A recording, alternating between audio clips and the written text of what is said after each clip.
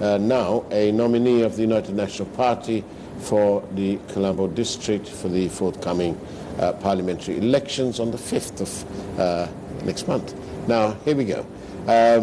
Good evening to you, madam. Good evening. So nice lovely to see you on our program again. So good to be here. This is, of course, our temporary studio, but it is as nice as the other. It's very nice. Actually, I think it's nicer because we've got these lovely lights. And lovely breeze. We have today we are fortunate, and today we haven't got the noisy generator from nearby. Now then, thanks to CV19 and so on, in any case, Sri Lanka's economy was on a downward trajectory pre-COVID, and now with COVID it's sealed. Our economy is in deep trouble. And so, as an aspirant to represent the people in Parliament from the Colombo district, my question to you, especially because Colombo is the economic hub of our country, we have, as you know, the revenue to the government is 1,800 billion, and the expenditure on the other side, the salaries is 1,200 billion, and the interest payment on to salaries and other sort of regular payments, the total interest payment is about 900, and so you're looking at 2,100 billion, as opposed to an income of 1,800. Now, as the finance minister of your own household, you'll know that you can't be having a budget deficit. So how do you think, what are your plans of your party to pursue, to bridge the gap, if you like? Yes, I think it's going to be a very challenging time, basically because of the global economy as well. It's not only the Sri Lankan economy, but we have to this time look at the global economy as well. Because the reason being, we have been so dependent in the past of materials coming from outside to us, and we did produce a certain amount, but the majority was really coming from outside. So now we have come up with a very big challenge, because we need to feed our people. We need to make sure that they have job opportunities. We need to make sure that the children are educated. And at the end of the day, just like you said, as the finance minister of my own home, I need to make sure that my family is very happy and that they are comfortable. Well, exactly. So you in no particular order, you need to ensure that your family is fed, they are kept healthy, that they're educated, and that there is opportunity on the horizon. Exactly. So those are key, the groundwork, the foundation, if you like. Yes. And then we come to this whole issue. In the last government, in the government led by Ranil Wickremesinghe, the 7 billion deficit went up to 12 billion. The 7 billion, this is the debt figures, all right? From 7 billion, it went up to 12. And the oft-quoted excuse, if you like, is that there was a lot of money to be paid from the government that they replaced, which is the Mahinda Rajapaksa administration. Be that as it may, and instead of talking and dwelling in the past, what concrete steps is your party now proposing to take forward Sri Lanka post-COVID-19? Yeah, I think one of the main important thing is that people needs to be fed. This is the most important critical factor. You know, at the end of the day, there should be food on the table.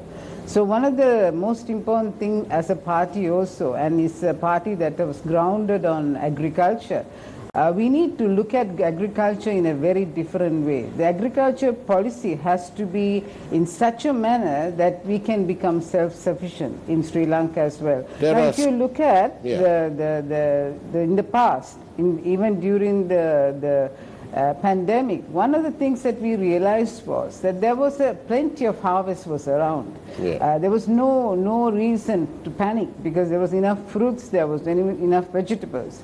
But what we lacked at that moment was post-harvest processing.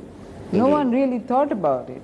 So people saw there was so much of harvest, and people were screaming and saying, okay, buy it from the government. But there was no way to process the fruits and the vegetables in such a way that they can be kept for further use. Yeah. And then there was no way that it can be transported to the places where it was needed. Right. So we learned a lesson, and I think Sri Lanka learned this lesson. I don't know whether Sri Lanka is always learning lessons, but one of the things about failure is that you tend not to repeat what led to the failure. So failure is an important mentor. Point. It's an important learning point. Yeah. But apparently Sri Lankan legislators never learn because they keep making the same mistake over and over and over again. Any government worth its salt, and especially Ranil Wickremesinghe's type of governance, would have immediately recognized the failure of the government mechanism to be able to have a effective distribution system, a chain. And any government worth its salt would have just brought in the private sector and said, hey guys, here's an opportunity for you, you sort it out. Yeah. And because there are companies, supermarket chains and so on, who know what they're doing. At the same time, one of the things that we keep forgetting is the processing, the post-harvest processing of vegetables and fruits, such that it can be kept for a long time. This is something that's being done in all over the world. You see, the thing is, even if the supermarkets go and collect the material, they would not be able to keep them for a long time. And so what we need cold storage, we need chilled units. And processing. And processing. Now, how can we do that when we have so few silos? For example, with the paddy harvest, as soon as Wickremesinghe's government came in and took the reins of power and the keys to Temple Trees, which they then opened up to the public, one of the first things they did was convert the second international airport at Matala to store some of this paddy. It beggars belief. It only beggars belief because there apparently is a lack of proper storage. Instead of putting it in warehouses and here, there and everywhere, dotted around the country, subject to all the vagaries, including it getting spoiled, it getting, being affected by the weather, mice, and so on, rather than they should be investing by now.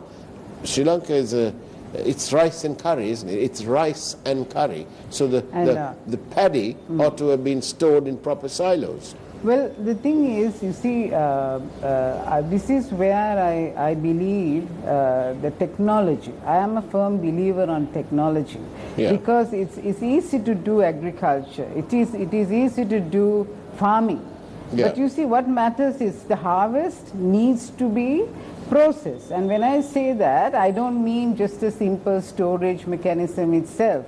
What I'm looking at is now in European countries, people are harvesting, let's say, strawberries. They're harvesting a whole heap of apples, or they may be harvesting a whole heap of whatever. And then, but they do process it in such a way that they can sell it in different forms in the supermarkets. Indeed. Now, this is where the private sector comes in. This is where the technology comes in. Well, this is you're making a good point. And I think the point you're really making is that the government has no business being in business. The government should be the facilitator. They should be investing in roads, investing in people, investing in technology, investing in education, and all of this. I was just going through some figures with you. Do you know how many grade 1 entrants there are? Apparently about 360,000. Yes, that's about right. 330 to 360,000 at grade 1. Yeah. But by the time we come to university level, there's only 30,000 in university, and at vocational training colleges, there's 114,000. Yep. So this leads us to the other figure, which is that Sri Lanka's economy is 62% workforce, 62% is a unskilled workforce. Only 38% is skilled. Yeah. Now we need to upskill. That begins within the school system itself. Now, if you look at the school system, they, even for O-levels, the subject matter that they are studying is primarily pure sciences, pure subjects. Now, one of the important things that we need for Sri Lanka, and I think this is where the COVID-19 has brought this challenge for us now, is that we need to build this aspect of technological know-how into the curriculum. You see, when a child is growing up, and if they are given the opportunity for innovation, and we saw the children with innovations during this pandemic. Indeed. So basically, what we need to do is to tap on that.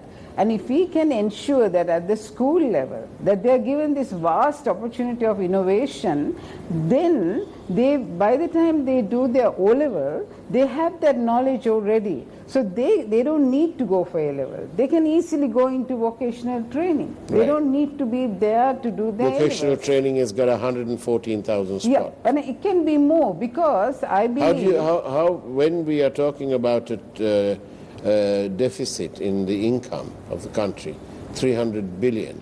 Where are we going to get, where does your government plan on getting the additional roads, the additional bridges, the additional education investment, the additional universities? What's your action plan for that? Do you have an action plan?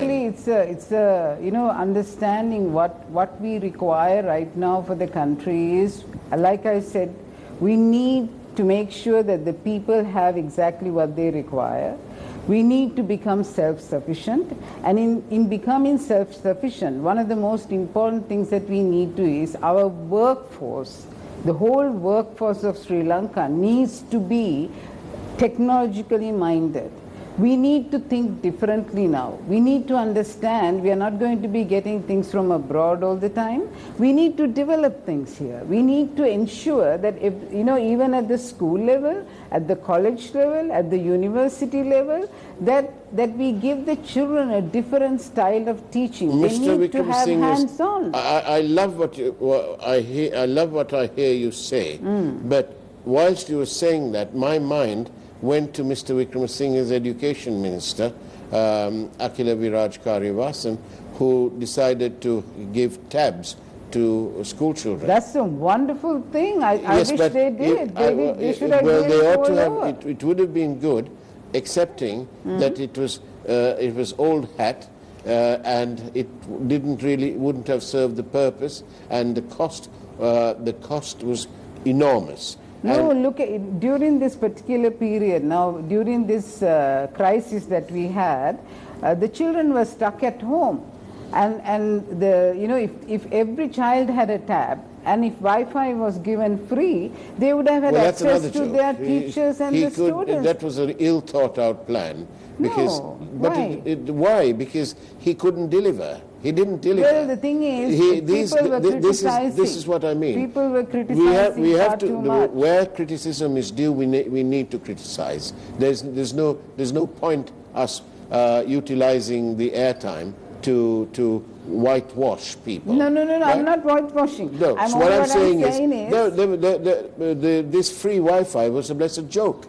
Our teams went out to Fort Railway Station, which is not quite a hop, step and a jump from here, and it was time after time, there was no point. It was better for the people to have bought a package for 100 rupees, and they would have had more data than this free Wi-Fi. That was a spectacular failure. Well, the thing is, now, you see, what happened during this particular period was the children were stuck at home, the parents could not teach them, so they had to have a way of communicating between the teachers and the Mr. Wickramasinghe and Mr. Akila couldn't possibly have they foreseen. They think about the future. Yeah, but they couldn't think about the crisis Dr. Ajanta, situations. with all due respect, they didn't think about COVID-19. Well, and it wasn't that they were talking about. Not the COVID-19, No. but for a disaster management situation. You see, as a country... That was to do with education, not disaster management. No, in the disaster management situation... I'm sorry, but no matter how you try to defend that position... I really want to say facts, this. You know what? The facts is that differently. Sri Lanka has it has to think of disaster management. Shall we? I'm not cutting you off, but it's time to go for a break. Let's go for a break. Sure. This, after all, is Newsline Live. Don't go away. Don't trade out of your channel. Stay there. We'll be back after the break.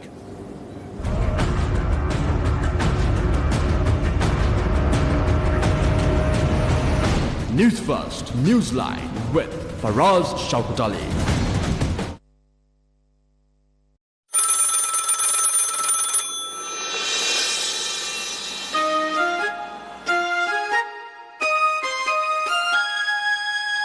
Diploma in Electronic Media වෘත්තීය රූපවාහිනී ගුවන් විදුලි මාධ්‍යවේදියෙකු වීමේ තරුණ ඔබේ සිහිනය යථාර්ථයක් කර ගැනීමට ක්ෂේත්‍රයේ ප්‍රමුඛයාගෙන් යලි අවස්ථාවක් න්‍යායාත්මක දැනුම සමග MTV MBC මාධ්‍යජාලයේ ප්‍රායෝගික පුහුණුව සමුග පරීක්ෂණයෙන් පසුව 20 දෙනෙකු පමණක් පාඨමාලාවට බඳවා ගැනීම අදම අයදුම් කරන්න විමසීම් 076 388 2111 MIM Maharaja Institute of Management.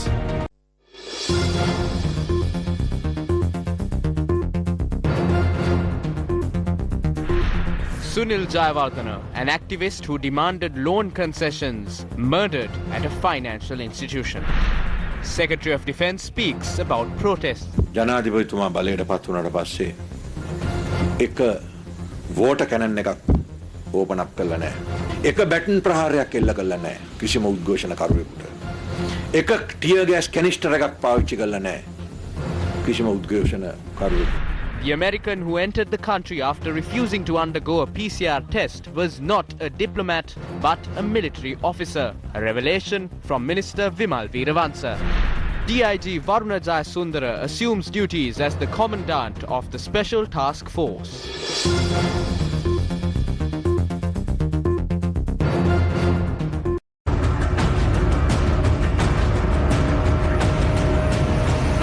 Newsfirst, Newsline with Faraz, Shauketaly.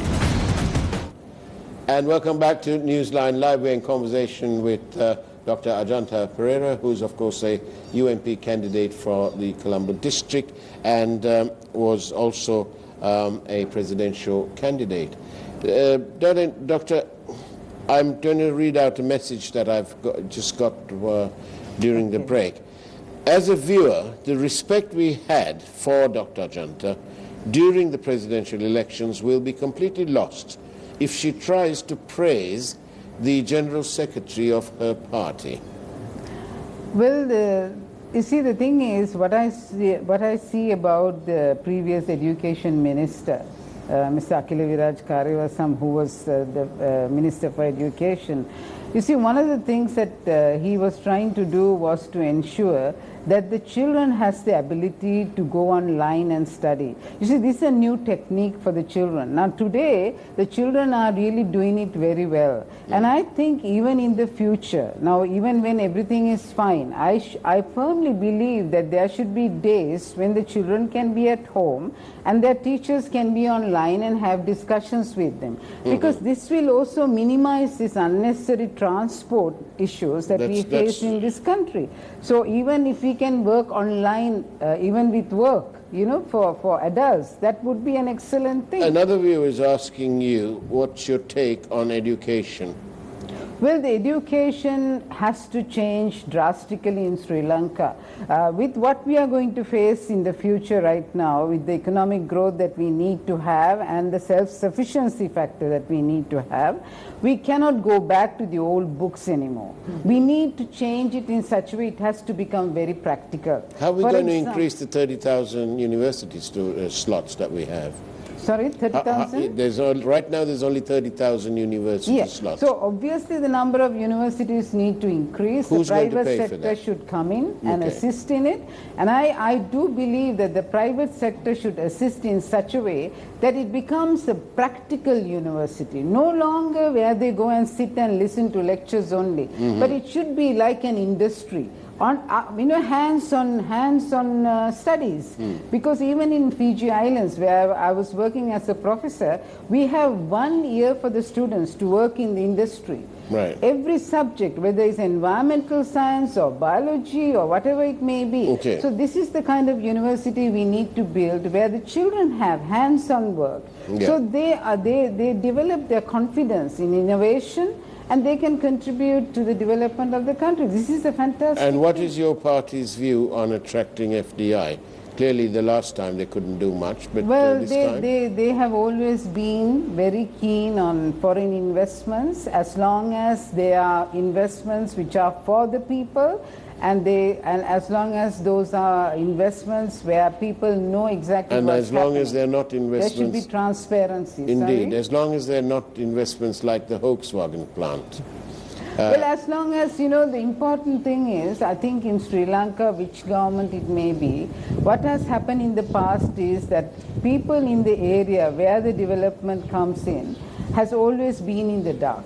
And this has created an enormous amount of tension. We can't go through that anymore. So I think everyone who is on the regulatory aspect need to understand when there is a new project coming up, please tell the people in the area about what you are doing, and make sure that you run the environmental impact assessment work so that the people's ideas are also included in it, so that no project has to be stopped suddenly because of Are misunderstanding. you referring to the Port City project? Yes, of Right. course. That was stopped. That was And then stopped, we had and to- then they and had then to we do had a a bill. new. Then they had to do a new EIA. But the Chinese presented us with a bill for God knows how many million, 125 million Exactly. extra And I think even the dollars. port city is something we need. If we have it for ourselves, it will be a fantastic job But opportunity. unfortunately, for we our can't have children. it all to ourselves because we don't have the money to do that. But we do have some of it. One day we will. Now then, what about this business about the per capita income?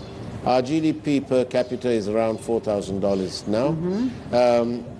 President Rajapaksa, this President Rajapaksa, in his manifesto said he wants to look for a 12,000 plus per capita GDP. That's 3 times more than the 4,000. What are your own party's plans for that? Well, see, the thing is, if you really look at the people in Sri Lanka, majority of them are in self-employment. Now, we have never touched that area at all in Sri Lanka. Even during the COVID-19 situation, people who suffered the most are the self-employed people. They did not know how to handle that situation. So we need to understand that a good percentage of the people are self-employed. We need to make sure that they are given the appropriate training so that they can go further in that. If the government is ever going to give any assistance, it should never be for food and vegetables, but it should be for self-employment opportunities to upgrade their own industry. So I think if definitely the UNP is very keen on ensuring that the self-employment opportunities for people are upgraded, the skills are given, so that they do not have to worry about, and then the market should be provided. So these are fantastic things as opportunities for country like Sri Lanka right now to become self-sufficient. Well, here we go, many questions about the education system. Does the education system need to change with every regime? Shouldn't we have a national policy for education that is set in stone? Spot on. That's what it should be. I think national policies are the need of the day, and I think most of the UNP members have been speaking about this. National policies are so important so that people know exactly where the country is going. Because if people are to contribute, in different ways towards development, people should know how the country is moving. They don't need a new policy each time someone comes and sits on a particular chair. Yeah. So I think this is very, very important and it's spot on, and that's exactly what the new parliament should do. And I think we need to send the right people to the parliament because they need to know exactly how to develop the right policy and the framework, the strategies and action plans, and make sure it gets done. Full stop. That's it? Okay. Now then, what made you choose, somebody's asking, what made you choose the United National Party? Oh, I think it's because of its history. You see, I am a firm believer on the foundation of unity among the ethnicity. For me, Sri Lanka belongs to all of us. There is no one less, no one more. And I think United National Party stands by that. And this is how it started. But are you? And I have been, during my presidential campaign, I have been always saying, Vaunia should become one of the main cities. Puttalam should be given its appropriate place. These are the things that I have been saying because most of these towns, cities have been neglected. And the people don't have the skills, they don't have the opportunities for jobs. Did you want to join the United National Party because of its sort of past glory? Because there has been no glory for the last 26 years. Well, the thing is, I love what it stands for. I know every party has their own difficulties, and it's not, every party would have their difficulties because new people come and go, certain disputes can happen, but the important thing is that the party stands there like a giant tree, and it allows new people to come in, to assist, to help. And then it goes on because it's a party that will always be there. As a female candidate, you must be aware that the female representation in Parliament is woefully inadequate and way below the statistics. What do you think you should be doing about that? Well, I think I'm happy about this, that you asked this question because Mr. Ranil Wickremesinghe himself is the one who wanted to have more female candidates in the local government elections. And now what I'm trying to do is, you see, in my campaign, I'm very proud and happy to say, almost all my campaigners with me are females. What I'm trying to do is to train them because as a presidential candidate, I learned so much about the ground level work. You know how it works sometimes, and it's not easy for a woman to be in politics. What about the ladies in prison, for example? Do you think that their conditions are good? No, they need to be improved. One of the things that I'm thinking about is skills that they should develop, and I think counseling is one of the areas where Sri Lanka is lagging behind drastically. We do not have good counselors. And ladies' rights in the sense that of domestic violence? Well, certainly I'm against the domestic violence. But one of the most important things in Sri Lanka is that we need to develop a counseling system which can be trusted. Because very often Sri Lankans, we have learned to talk about secrets, we need to learn the art of keeping things to ourselves. When somebody talks about their problem at home, there should be a counseling in an appropriate way done so that the people, the ladies, women would feel happy and comfortable with the situation. So counselors, mature, good counselors are a need, and I will definitely work against the domestic violence. Dr. Ajanta Pereira, thank you very much for coming into Newsline Live. We wish you well in your bid to enter Parliament, and we hope that you will actually make a difference. On that note, that's the way it was on Newsline Live this evening. It's a lovely evening, it's nice and breezy here, and we'll put you straight through to the news. So take care, have a great evening, and God bless.